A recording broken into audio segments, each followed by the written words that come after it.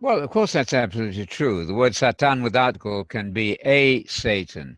Human beings can be Satans to each other. That's rare, but it's certainly there. Hasatan is the title. If you don't want to call it a proper noun, I suppose strictly you're right.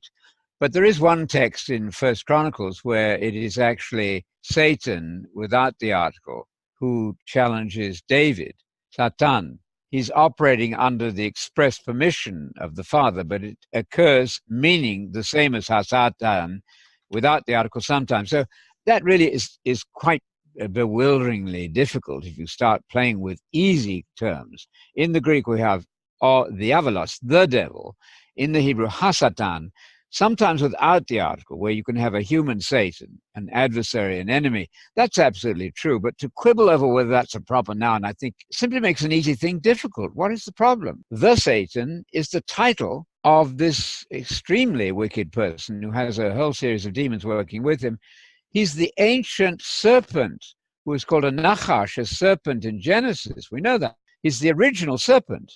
He's a single individual, obviously. He has hosts of demons working with him. Some of those demons are incarcerated in Tartarus, waiting to be judged. Others are loose and free in the sublunar space.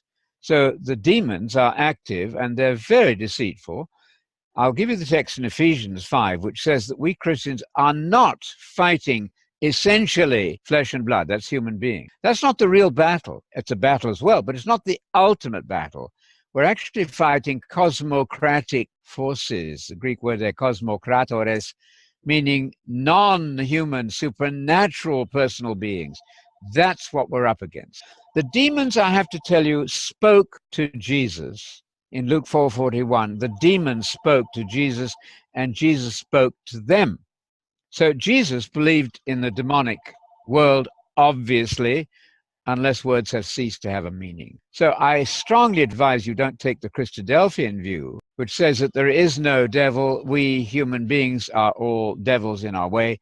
That's completely mistaken. It creates an extraordinary barrier between you and the Bible. In Greek, we have Diabolos, Yes, which is the equivalent of Satan, the exactly. Hebrew. And Yes. obviously in the New Testament, Diabolos is a individual. Yes, you have the exact equation made twice in Revelation. Satan is the Satan, or Diabolos is said to be the ancient original serpent, who is the Satan and the devil. It gives the Greek name and the Hebrew. To quibble over whether that's a proper noun is really just to complicate an easy subject, because I gave you the text in First Chronicles, where you have the very same Satan without the article.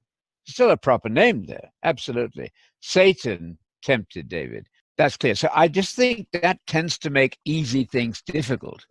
Everybody reading as a child will see that the devil is a person, a personage, and his title certainly is the Satan. Very confusing to simply say he's a Satan. Only human beings could be a Satan, and you can have that, an adversary.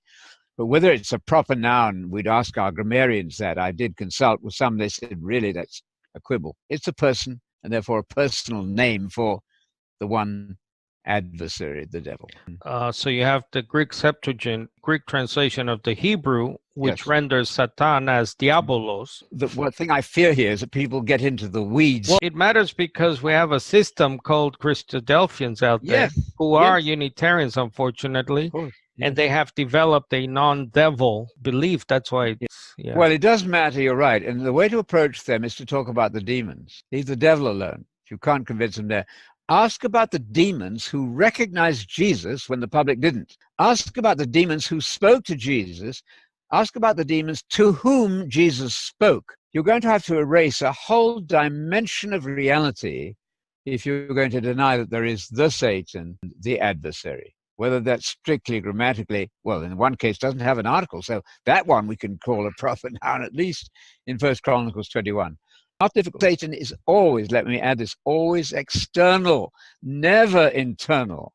In the wilderness, the devil came up to Jesus, approached him from the outside. That wasn't his own human nature. That's pretty near to blasphemy to say that Jesus was twisting scriptures in his own mind. You don't want to do that. I'd flee from that idea.